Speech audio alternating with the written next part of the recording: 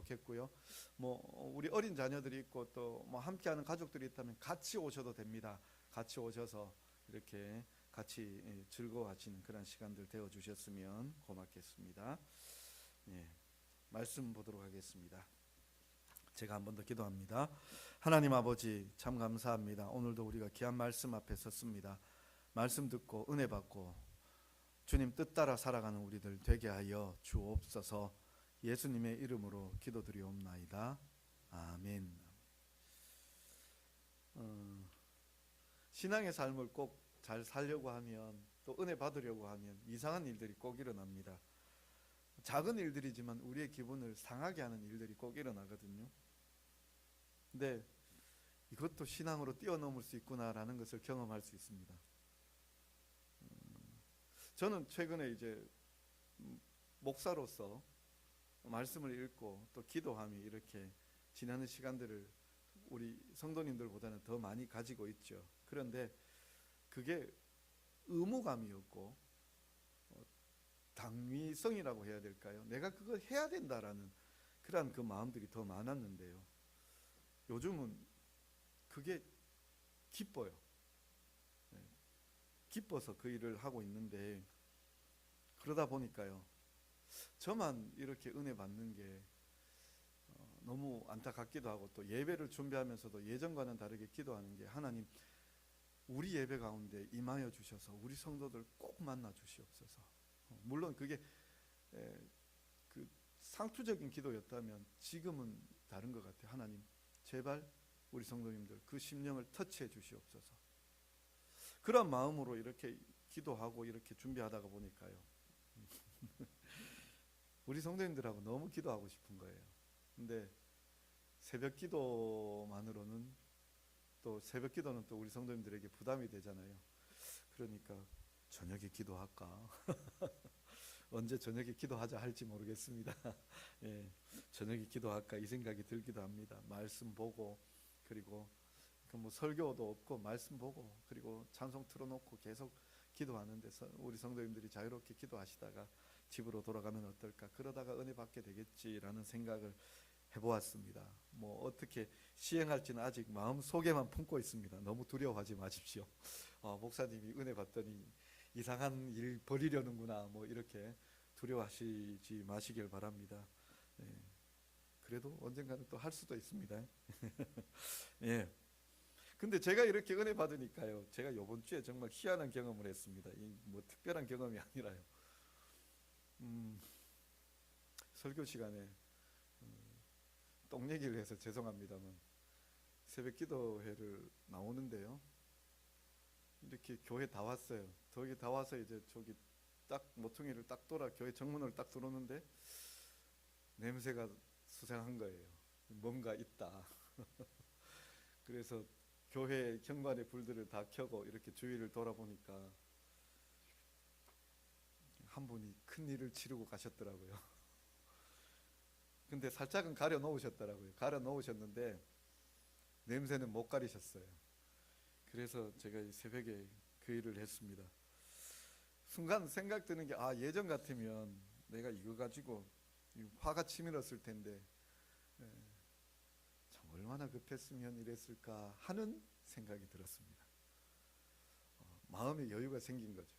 그래서 이제 새벽기도 준비하면서도 하나님 이 일이 내 마음 흔들어 놓지 못하게 해주십시오. 그런 일이 있었습니다. 그리고 금요일에요, 이제 새벽기도 마치고 이제 집에 갔다가 오전 중에 이제 일들 정리하고 이제 교회 들어오는데 그때도 없었어요. 오후에 나오니까, 오후에 이제 점심 먹고 나오니까 벽에 뭐 하나 붙여놓고 간 거예요. 그냥 가끔 가다 교회에다가 이렇게 뭐 어디 의류 정리합니다라고 붙여놓는 거 있는데, 근데 붙여놓고 갔는데 이게 뭐냐면 스티커를 붙여놨는데, 스티커로요, 이만한 A4지 크기만한 스티커로 이렇게 붙여놨는데, 뭐냐면 교회 뭐 어쩌고 저쩌고 그러면서 막, 요즘 교회들 안 되고 목사들 안 되고 뭐 읽으니까 이게 무슨 내용인지 앞뒤도 안 맞고 그런 거를 스티커로 붙여놨어요. 그것도 작은 스티커도 아니고 이 A4지 mat한 걸로 이렇게 벽에다가 딱 붙여놨어요. 떼니까 떼지지도 않아요. 그 창고 개방이라고 뭐 이러면서 그 옷 파는 거라든지 신발 파는 거 이런 거 붙여놓은 거 그런 스티커라도 저기 테이프라서 떼면 떼지거든요. 이건 스티커로 붙여놓으니까 떼지도 않고 결국 칼 들고 내려와서 벽을 긁었어요. 벽을 긁었는데 그래도 좀 자국이 남더라고요. 이런 그런 것들 이렇게 보시면 가끔 편지도 오고 또 그런 글들을 이렇게 전달하시러 오는 분들이 계신데 이렇게 붙여놓은 건 지금 처음이에요. 근데 그분들의 특징이 뭐냐면은 글의 내용이 뭔지를 모르겠어요. 문맥이 없어요. 문맥도 없고 또 어떤 내용, 이게 어디서 끝나는 문장인지 어디서 시작하는 문장인지 주어가 뭔지 서술어가 뭔지 꾸민말이 뭔지, 이 꾸민말 같은데 뭐 아닌 것 같고 이게 주어가 같은데 이게 아닌 것 같고 뭐 이게 앞뒤 분간도 안 되고 처음부터 끝까지 한 문장으로 진행이 되는데 이게 도저히 내용을 알 수 없는, 그렇지만 분명히 결코 좋지 않은 내용일 것 같은, 논리적이지도 않고 뭐 이렇게 뭐 그 어떤 개연성도 없는 그런 비체계적인 그러한 글들이 붙여져 있었습니다. 그런데 그거 보면서도 마음이 참 안타까웠어요. 무슨 마음이 안타까웠는가 하면 왜 저분들이 저런 일들을 할까 이런 생각을 하면서 좋은 교회에 대한 경험이 없고 좋은 신앙에 대한 경험이 없어서 저런 것이 아닌가 이런 생각이 들었습니다. 그래서 그 마음이 드니까 참 많이 안타까웠습니다. 우리 신앙이라는 것은요, 비상식적이지 않습니다. 비논리적이지 않습니다. 신앙이라는 것은 믿음이라고 해서 비논리적이다라고 이야기하는데요, 아닙니다. 믿음의 눈으로 보면 굉장히 상식적이고 굉장히 논리적입니다. 체계적입니다. 그런데 이 사람들처럼 이런 비논리적이고 비체계적인 그러한 그 글들이나 내용들, 이건 틀렸다라고 보시면 됩니다. 그런 분들에게 현혹되시지 마시고요. 또 그분들의 특징이 뭐냐면 자기 누구다를 밝혀주지 않아요. 편지가 왔는데 주소지가 불분명해요. 자기 이름도 안 밝혀놔요. 스티커에도 마찬가지입니다. 처음부터 끝까지 빼곡히 글은 적어놨는데 누가 어디에서 어떤 단체에서 누가 적었는지 아무것도 없어요. 참 쓸모없는 참 이야기들을 하고 있는 거죠. 그래서 그런 것들이 참 안타깝다라는 그 생각이 들고 마음에서 기도가 터져 올라오는 게, 내가 요즘 정말 내가 은혜 받고 있구나라는 생각이 들었습니다. 좋은 믿음을 가진다는 게, 좋은 믿음의 경험을 가진다는 게 너무나 중요하죠. 이게 이 시대에 너무나 필요한 일이라고 생각이 되어집니다. 근데 신앙이라는 것을 이렇게 생각해 보면 참 그 신앙을 하고 복을 받게 되어져 있습니다. 불완전함이 하나님의 은혜로 말미암아 완전해지는 은혜를 경험합니다. 오늘 저는요, 불완전한 가정을 이야기하려고 합니다. 불완전한 가정이요. 근데 하나님 앞에 은혜 받으니까요, 그 은혜로 말미암아 이 가정이 믿음의 명문가가 되어집니다. 믿음의 명문가요. 오늘 우리가 읽은 이 룻기라는 내용은 우리 성경 조금 읽으신 분들은 누구나도 알 수 있을 것입니다. 룻이라는 여인이 주인공입니다.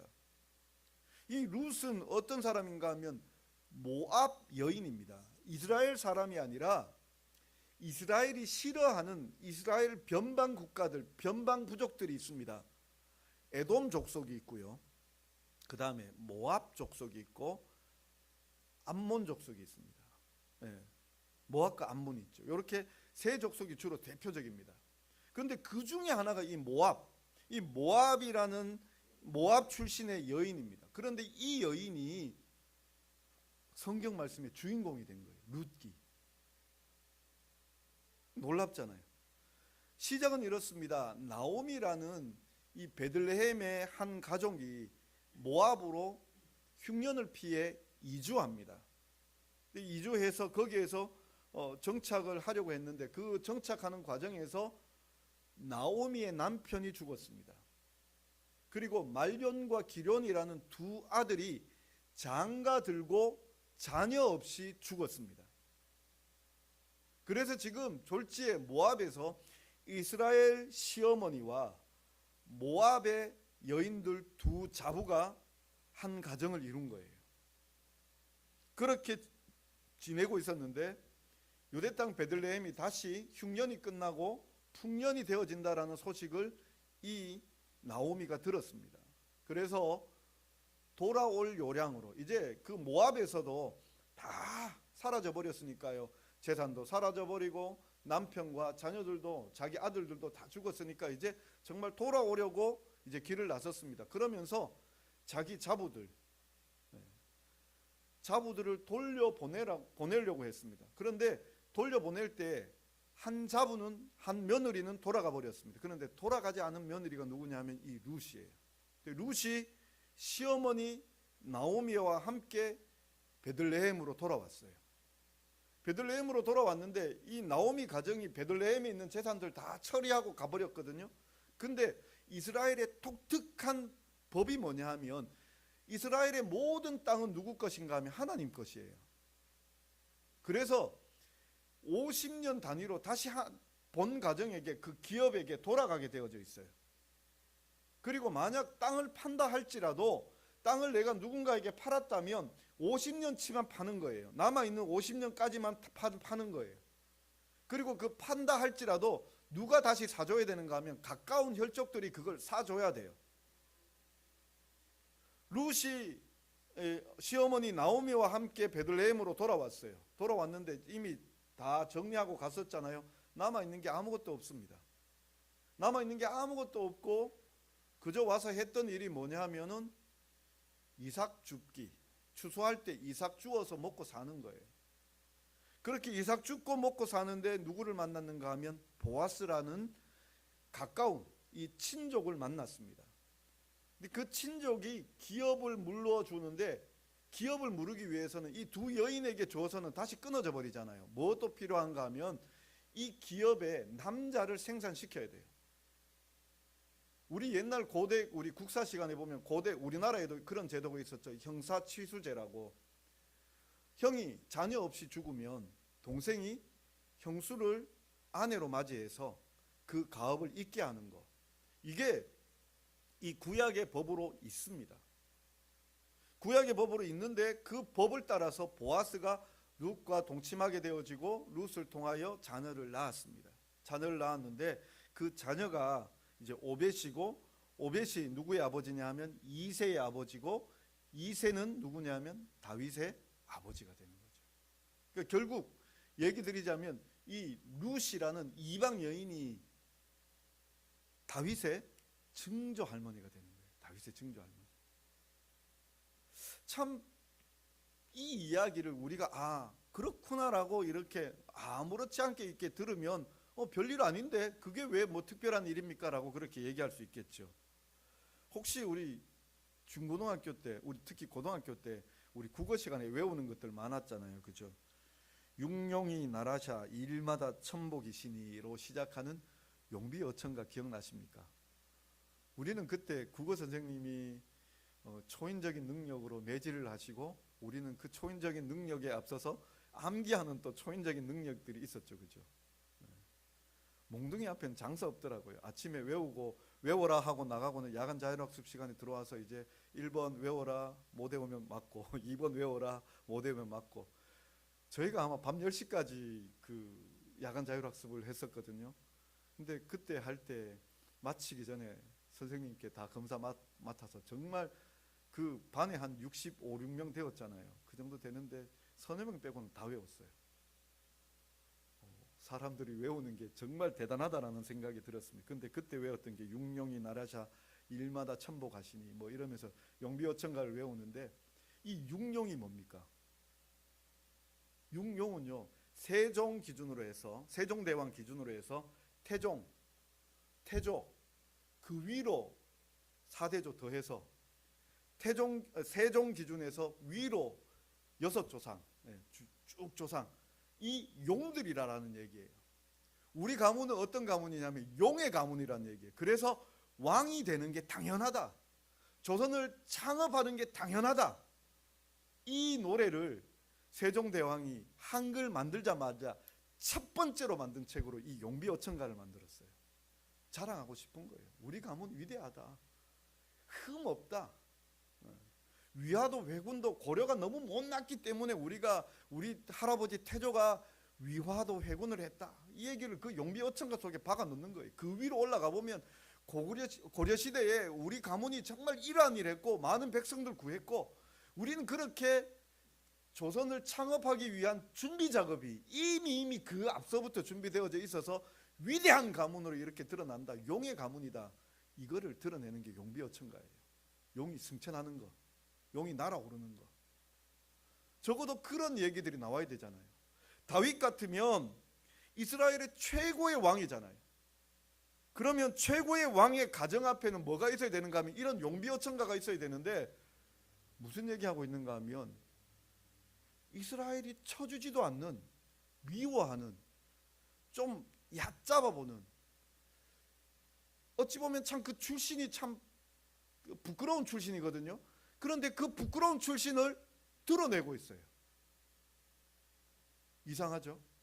근데 여기에다가 더할 말이 또 있어요. 뭐 어떤 말을 더 하고 싶은가 하면은요. 우리 그 20 몇 절이죠? 저기 살몬이 몇 절에 나오죠? 예. 21절에 보면 살몬이 나오죠. 살몬은 보아스를 낳고 보아스는 오벳을 낳고 나왔죠. 이 살몬은 보아스를 낳고 보아스는 오벳을 낳고 나와 있죠. 마태복음 1장 5절에 가보면 이런 얘기가 나옵니다. 이런 족보가 나옵니다. 살몬은 라합에게서 보아스를 낳고 보아스는 룻에게서 오벳을 낳고 오벳은 이새를 낳고. 지금 요 두 개가 같은 내용입니다.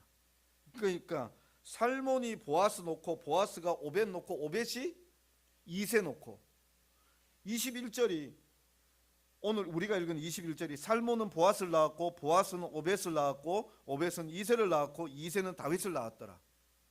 이게 같은 내용입니다. 그런데 마태복음 1장 5절에 보면 살몬은 누구에게서? 라합에게서. 예. 라합은 어떤 여인입니까? 지금 이 시대에 지금 살몬이라는 이 사람은요, 그야말로 이렇게 유명한 사람인데 누구와 결혼을 했느냐? 이 라합과 결혼한 사람입니다. 라합은 또 누구냐? 여호수아 2장에 가보면 이 기생 라합의 이야기가 나옵니다. 이 기생 라합, 여리고성에 사는 기생이었습니다. 여리고성 정복을 앞두고 여호수아가 정탐꾼을 보냅니다. 스파이를 보낸 거죠. 스파이를 보내었을 때 그때 이 스파이들이 얼마나 참 멍청한 스파이들이었는지 여리고성 들어가자마자 들켜버렸습니다. 기생 라합의 집으로 들어가게 되었는데 마침 그때 여리고성에 여리고 왕이 보낸 군사들이 들이닥칩니다. 근데 라합이 어떻게 하느냐? 그 정탐꾼을 숨겨줍니다. 숨겨주고 그 군인들을 딴 곳으로 보내고 난 다음에 그 정탐꾼들에게 이런 이야기를 하죠. 어떤 이야기를 하는가 하면 자기는 하나님을 상천하지에 하늘의 하나님, 이 땅의 하나님, 이 땅의 하나님으로 믿는다라고 그렇게 고백을 합니다. 기생 라합, 이 사람도 다윗의 족보에 들어가 있습니다. 지금 마치 17절까지 딱 끊어버려도 충분히 여기에서 할 말 다 했다 싶은데 베레스의 게보라 이야기하고 난 다음에 거기에다가 살몬의 이야기를 넣어놓은 거예요. 다윗에게 지금 이야기로 몰려가고 있거든요. 마지막은 다윗을 낳았더라로 그렇게 기록되어지고 있거든요. 그런데 이 다윗의 이야기를 하는데 누구 이야기하는가 하면 룻의 이야기가 나오고 그리고 룻 앞에 기생 라합의 이야기가 나와요. 족보에 넣고 싶은 할머니들일까요? 결코 넣고 싶지 않은 할머니들이에요. 거기에다가 더하여서요, 또 누가 나오는가 하면 베레스예요. 지금 그 18절에 보면 베레스의 계보는 이러하니라 라고 시작을 하죠. 베레스의 계보는 이러하니라. 이 계보라는 말이 톨레도트 족보라는 뜻이에요. 내려간다라는 뜻이에요. 베레스로부터 내려오기 시작하는데 이 베레스가 누군지 아세요? 유다의 아들이에요. 유다의 아들.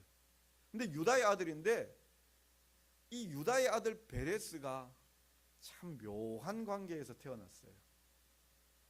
베레스의 아버지는 유다가 맞죠. 베레스의 어머니는 다말입니다. 그러면 유다와 다말은 부부일까요? 부부가 아닐까요? 부부가 아닙니다. 두 사람 관계는 시아버지와 며느리의 관계입니다. 이런 이 폐륜 같은 일들이 여기 딱 박혀 있는 거예요. 창세기 38장에 보면 지금 시아버지 유다와 며느리 다말의 이야기가 나옵니다. 그 이야기는 아마 창세기 38장을 읽어보시면 이해하실 수 있으리라 생각이 되어지는데요. 생략을 좀 하겠습니다.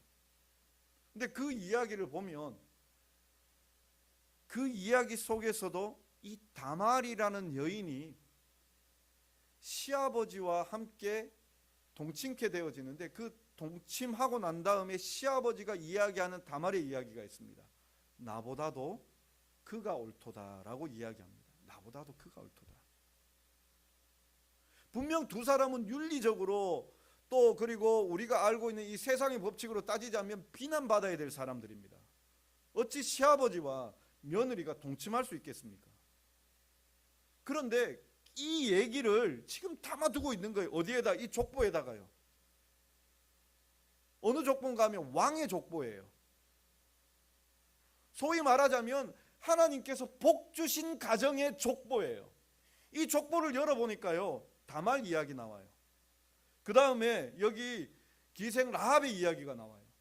그리고 룻의 이야기가 나와요. 이 이야기가 어디까지 가는가 하면은 마태복음 1장에 가보면 이거보다 더 자세하게 나와 있어요. 사람들이 다 알고 있다라는 얘기, 다 알고 있다는 얘기. 이 가정이 믿음의 명문 가정입니까? 이 가정이 참으로 믿음으로 보기에 완전한 가정입니까? 참 불편하죠. 룻은 이방 여인입니다. 요즘도 우리가 다문화 가정 이야기하잖아요. 다문화 가정이요.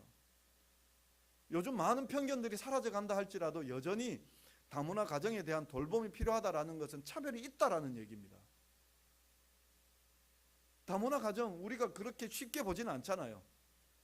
옆집의 다문화 가정은 그럴 수 있다라고 내가 내 편견 줄여야 되겠다라고 이야기하지만 만약 우리 가정이 다문화 가정이 된다 그러면 이걸 선뜻 받아들이실 수 있겠습니까? 우리 아직도 그런 벽은 가지고 있거든요, 솔직히. 근데 지금 이 믿음의 명문 가정에 다문화 가정이라는 명칭을 붙일 수 있습니다. 또 불편스러운 사실이 또 뭐냐 하면은 이 기생 라합입니다. 뭐 어떤 분들은 이게 여관업을 하셨던 분이라고 그렇게 얘기하는데 여관업이든 어찌하든지 간에 단어는 기생입니다. 그게 번역이 정확해요. 족보에 넣을 만한 여인의 직업일까요? 그냥 라합이라고 쓰면 안 될까요? 근데 꼭 우리는 기생 라합이라고 그를 부르잖아요. 라합이라는 이름과 함께 똑같이 붙어 있는 게 기생이잖아요. 족보에 넣을 만한 이름이 안 되죠. 그리고 앞서 말씀드린 대로 이 베레스, 이 사람은 어떤 분이냐 하면 할아버지가 아버지인지 어머니가 할머니인지 어머니인지 이 족보가 헷갈리는 분입니다. 참 부끄러운, 어찌 보면 자기가 만약 그런 그런 관계 속에서 태어났다 그러면 어디 가서 내 아버지는 누구야, 내 어머니는 누구야, 이거 선뜻 얘기 못할 것 같아요. 평생을 이게 어디 가서 내 부모님은 누굽니다 얘기 못할 사람일 것 같아요.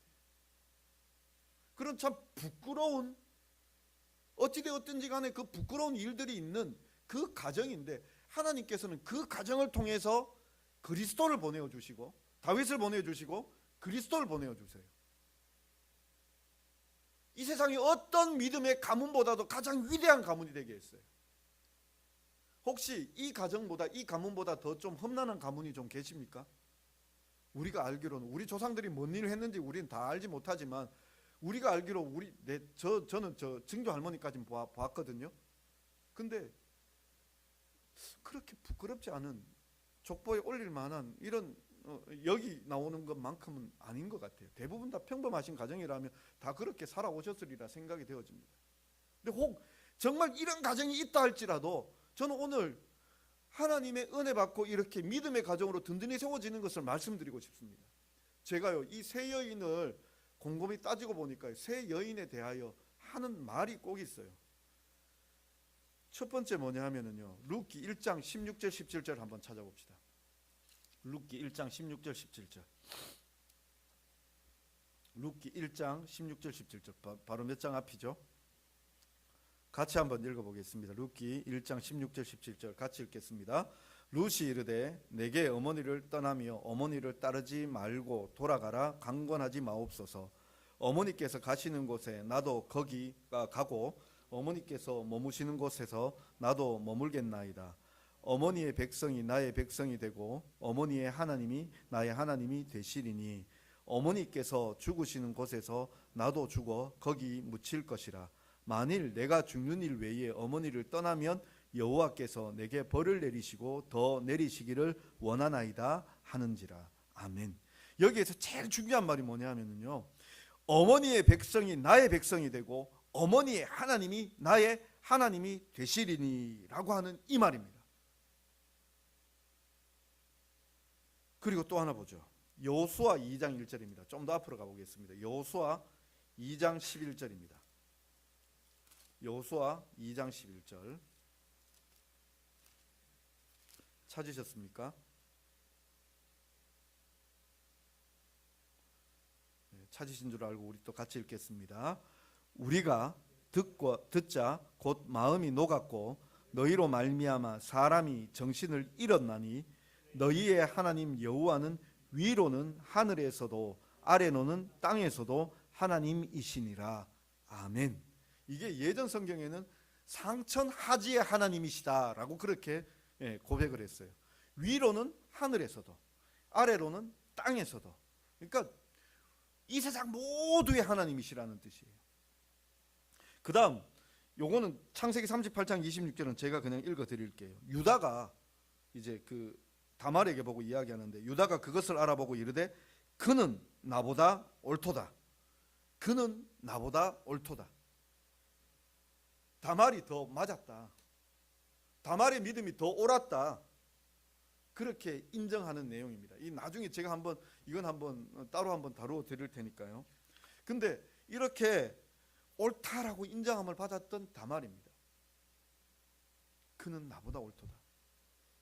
저는요 이 세 여인을 보면서 마지막은 다말의 고백은 아니지만 하나님의 믿음 앞에 옳은 삶을 살았던 다말이었고, 이 하나님에 대하여 듣고 하나님은 위로는 하늘의 하나님, 아래로는 땅의 하나님, 그렇게 고백하는 이 라합의 고백, 그리고 어머니의 백성이 나의 백성이 되고 어머니의 하나님이 나의 하나님 되실 겁니다.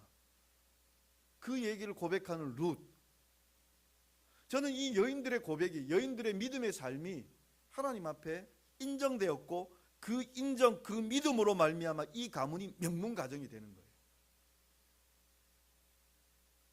그래서 저는 오늘 우리 성도님들께 숙제 하나 드리겠습니다.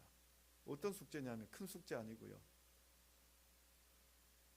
이 가정들이 다말, 그리고 라합, 그리고 룻, 이 여인들이 가지고 있는 공통점은 믿음의 문장을 써냈어요. 하나님 어떤 분이시냐? 나의 하나님이시다. 어머니의 하나님, 나의 하나님이시다. 룻이 고백한 문장이에요. 라합이 고백한 문장은 위로는 하늘의 하나님, 아래로는 땅의 하나님, 그 하나님을 내가 믿는다예요. 다말 같은 경우도 이 두려움 갖고 있는 유다에게 유다보다도 더 큰 믿음으로 하나님께서 자녀 주시는 것에 대한 담대한 소망 가지고 있는 이 다말, 네가 옳도다.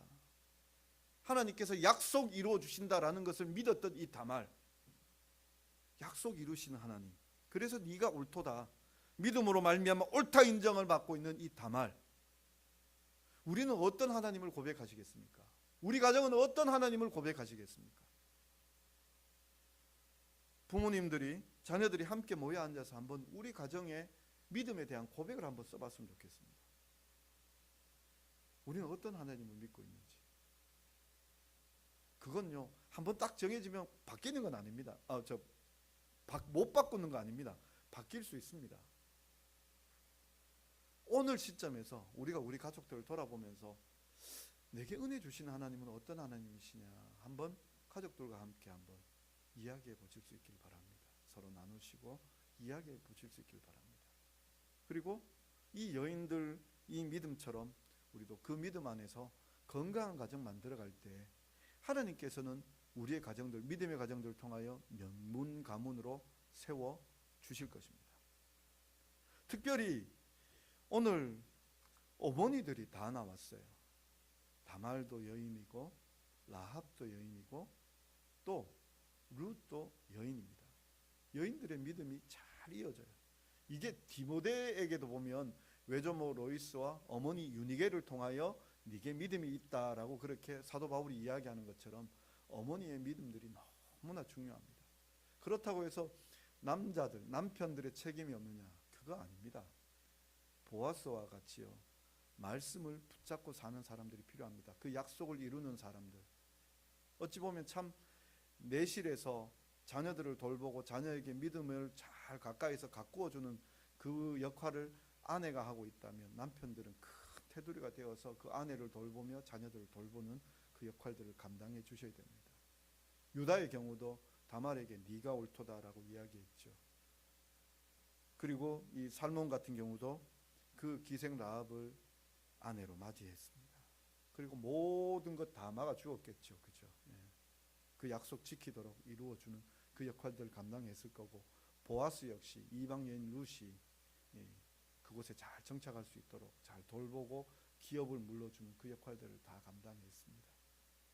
참 오늘 이 어버이 주일에 어버이 된 자로서 우리가 믿음의 명문가를 세워가는 일에 우리가 힘쓰기를 원합니다.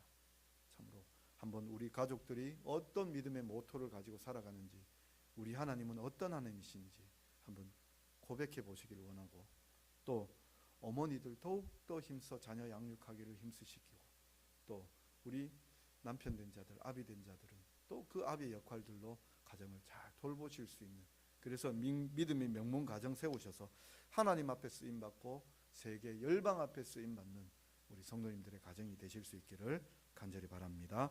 기도하겠습니다. 사랑하는 주님, 참 우리의 가정들을 돌아보면 아무것도 아니고 참 연약합니다. 그런데 하나님께서 우리를 사랑하여 주시고 우리를 믿음의 가문으로 세워 주셨습니다. 다윗의 가문도 참 우리와 별반 차이 없고, 아니 어쩌면 우리보다도 더 상처 많고 또 연약한 그러한 가정임에도 불구하고 그들이 믿음으로 고백하고 하나님 앞에 나아갈 때 그들을 통하여 이스라엘의 위대한 왕 다윗이 태어나게 하였고, 더 나아가 참으로 이 세상에 구세주가 오실 때에 쓰임받는 가문으로 그 가문을 세워주셨습니다.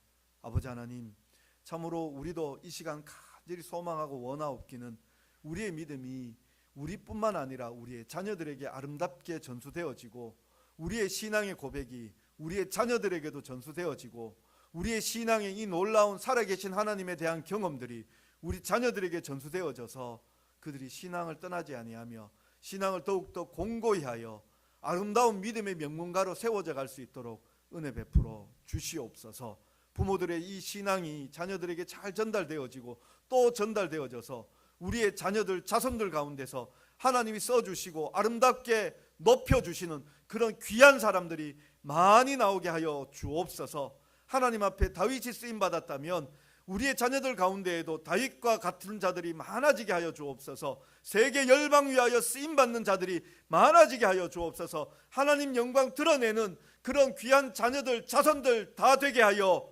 주시옵소서. 그렇게 기도하고 또 믿음으로 나아가는 우리 신앙의 아버지들, 어머니들 되게 하여 주옵소서. 예수님의 이름으로 기도드리옵나이다. 아멘.